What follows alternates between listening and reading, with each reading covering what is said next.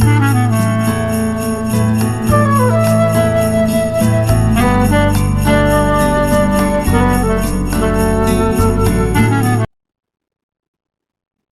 श्री गुरुवे नमः। ओम श्री गुरुवे नमः। ओम श्री गुरुवे नमः। अवेकनिंग इन नर्चर चैनल पर आप सभी मित्रों का आज की चर्चा में मैं स्वागत करता हूं। आदरणीय मित्रों, आज महर्षि चरणदास जी का एक बड़ा प्यारा सा सूत्र मुझे पढ़ने को मिला। सोचा कि उसी पर छोटी सी चर्चा आपसे कर लूं। 142 नंबर दोहे में महर्षि चरणदास कहते हैं,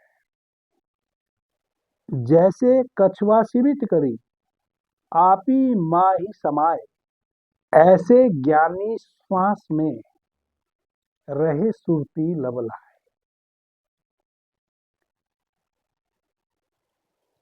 बड़ा सुंदर सुस्वादु यह महर्षि चरणदास जी के द्वारा कहा दोहा है। आदरणीय मित्रों, महर्षि चरणदास बड़े अद्भुत संत थे। दिल्ली जहां अभी जामा मस्जिद है, वहां उनका स्थान होता था।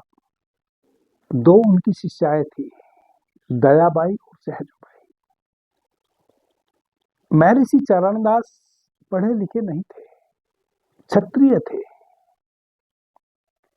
नाम था उनका रणजीत।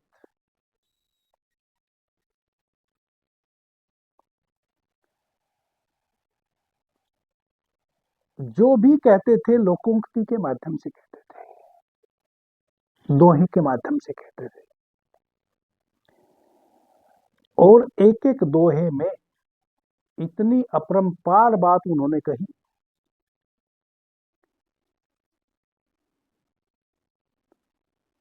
जिसको जानने में कई बार साधक को वर्षों वर्ष लग सकते हैं, वह उन्होंने एक लोकोक्ति के माध्यम से सहज रूप से कह दी।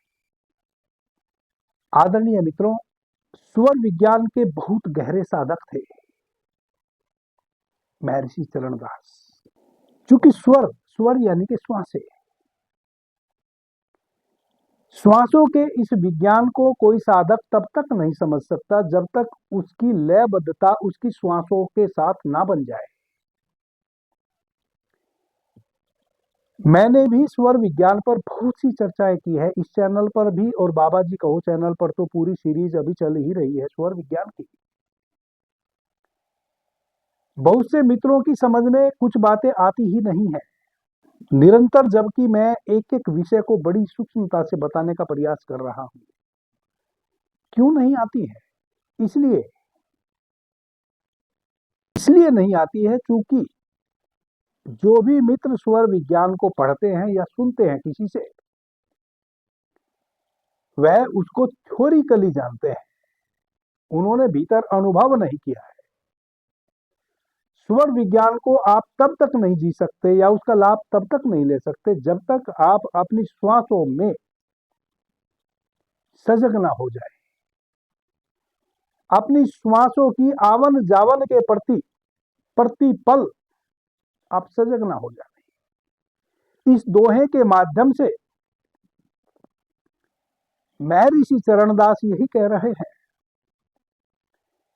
महर्षि चरणदास कह रहे हैं कि जैसे एक कछुआ अपने ही शरीर में स्वयं भीतर समा जाता है।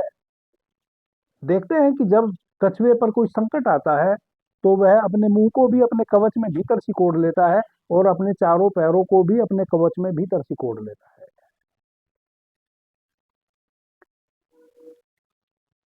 तो महर्षि चरणदास जी उस कछुए का एग्जाम्पल देकर बता रहे हैं कि जैसे कछुआ स्वयं को अपने भीतर अपने में ही सिकोड़ लेता है, वैसे ही साधक अपनी श्वासों में लवलीन हो जाए, अपनी श्वासों के प्रति तल्लीन हो जाए, चारों तरफ से अपने आप को समेट के अपनी आती जाती श्वासों के प्रति सजग हो जाए। जब तक आप चारों तरफ से समेटकर अपनी श्वासों की माला को नहीं जपोगे, तब तक स्वर विज्ञान का आप लाभ नहीं ले सकते। कितना भी आप अपने घर से, अपने द्वार से श्वास को भीतर बाहर छोड़कर दाएं बाएं का ख्याल रख के निकलने का प्रयास करें, आप नहीं लाभान्वित हो सकते। ऐसा मैं क्यों कहता हूं?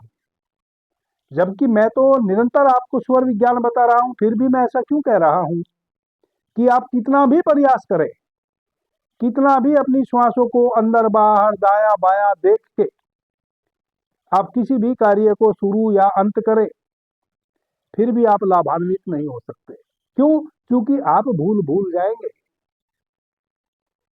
आप घर से यदि निकल पड़े सही स्वर में, आपको ज्ञात था, लेकिन जहां आप पहुंचे वहां पहुंचते पहुंचते भूल गए, या रास्ते में कहीं मशगूल हो गए, भूल गए। स्वर विज्ञान का लाभ तो आप तभी ले सकते हैं जब आप सतत अपने श्वासों के प्रति सचेत रहें। यह मैं निरंतर हमेशा से प्रत्येक चर्चा में कहीं ना कहीं छोटी मोटी चर्चा कर ही देता हूं, यानी कि यह बात मैं बोल ही देता हूं। आदरणीय मित्रों, बहुत से मित्र मेरे से कहते हैं कि गुरुजी आप तो स्वर विज्ञान का ज्ञान बांट रहे हैं, इसका मतलब आपके जीवन में तो कोई दुख होगा नहीं। इस पृथ्वी पर ऐसा कोई मनुष्य कभी ना हुआ है, ना होगा, जिसके जीवन में कोई दुख ना हो। और इस पृथ्वी पर ऐसे बहुत सारे मनुष्य हुए हैं जिनको कभी कोई दुख नहीं हुआ।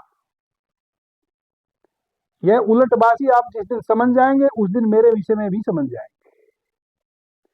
यदि नहीं समझ में आवे यह उलटबाजी, तब कमेंट के माध्यम से कहना कि समझ में नहीं आई, फिर अगले वीडियो में मैं समझाऊंगा, आपको समझ में आ जाएगी। मैं ऋषि चरणदास इधर 1500 वर्षों में स्वर विज्ञान के सबसे बड़े ज्ञाता हुए हैं।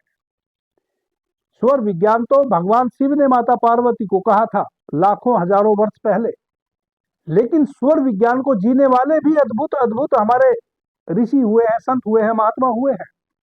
प्राचीन जितने भी आप ग्रंथ उठाएंगे, उन ग्रंथों में जब आप यदि थोड़ा बहुत आप स्वर विज्ञान की नॉलेज प्राप्त कर लेते हैं, तब जब आप प्राचीन ग्रंथों का अध्ययन करेंगे तो आपको पता चलेगा कि प्राचीन ग्रंथों को ग्रंथ करने वाले, संग्रहित करने वाले उन श्लोकों को, उस ज्ञान को जो ग्रंथों में संग्रहित हुआ है, संकलन हुआ है, वह बड़े से बड़े स्वर विज्ञानी थे।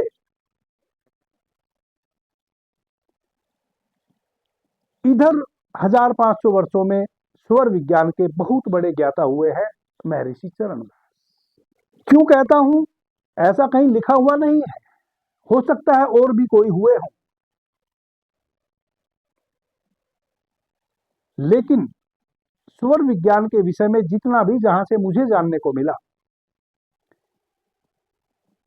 और जब कोई दोहा, कोई लोकोक्ति मुझे महर्षि चरणदास जी के द्वारा कही हुई कहीं पढ़ने सुनने को मिलती है, उससे मुझे पता चलता है कि जितनी गुड्डता से महर्षि चरणदास ने स्वर विज्ञान को जिया है, इधर उतनी गुड्डता से मुश्किल ही किसी ने जिया होगा, क्योंकि उनकी वाणी से, उनके मुंह से जो लोकोक्ति निकली है, वह लोकोक्ति ही इस बात का परिचायक है कि इतने कम शब्दों में इतनी गुड्ड बात वही कह सकता है जिसने 100% स्वर विज्ञान को जिया हो।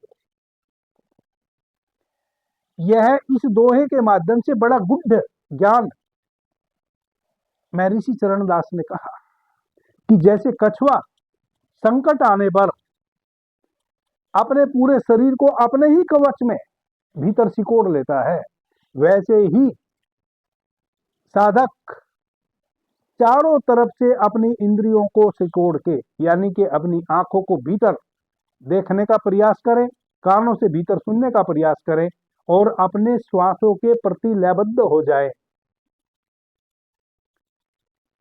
जैसे ही श्वासों के प्रति लयबद्ध होंगे, तैसे ही आपको अपनी श्वासों के साथ मित्रता हो जाएगी, तैसे ही आपको बिना परिश्रम करे प्रत्येक क्षण प्रत्येक पल यह पता होगा कि कब कौन सी नासिका से आप श्वास ले रहे हैं और कब कौन सी नासिका से कौन सा तत्व बह रहा है। और जब प्रतिपल आपको यह भान होगा, फिर आप 100% स्वर विज्ञान को जी रहे होंगे। क्यों? क्योंकि आप एक क्षण के लिए भी भूले नहीं। आप कोई भी कार्य सुबह जगने से लेकर रात्रि सोने तक जितने भी आपके जीवन में कार्य हुए हैं, चलना फिरना उठना बैठना लेना देना, कोई भी काम शुरू करना नया या पुराना,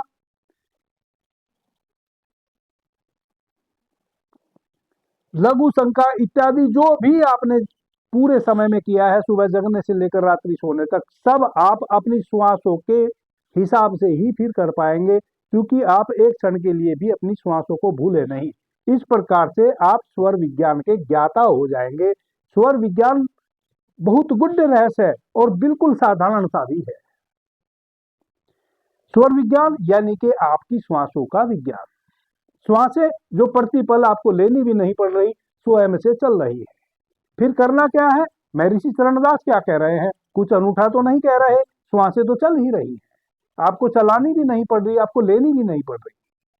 महर्षि चरणदास कह रहे हैं कि जब श्वासें स्वयं से चल ही रही हैं, आपने केवल इन आती जाती श्वासों के प्रति सचेत होना है। यह श्वासें आपकी बेहोशी में ना चले, आपको इन श्वासों के आवन जावन का पता हो, बस इतना ही आपने कर लेना है। जैसे ही आप चारों तरफ से अपने आप को क्षण भर के लिए समेट कर अपनी श्वासों की आवन जावन के प्रति सचेत होना शुरू हो जाएंगे, तैसे ही आपकी श्वासों के साथ एक लयबद्धता बन जाएगी। फिर आप उठते बैठते सोते जागते कोई भी कार्य करते हुए अपनी श्वासों को भूलेंगे नहीं। फिर आपको पता रहेगा कि कब मेरा कौन सा स्वर चल रहा है और कौन सा तत्व बह रहा है। यही इस सूत्र का सार है। अभी के लिए इतना ही। आपने मुझे ध्यान से प्रेम से सुना, उससे मैं बहुत अनुग्रहित हूँ। सभी मित्रों को मेरा प्रणाम, धन्यवाद। हर हर महादेव।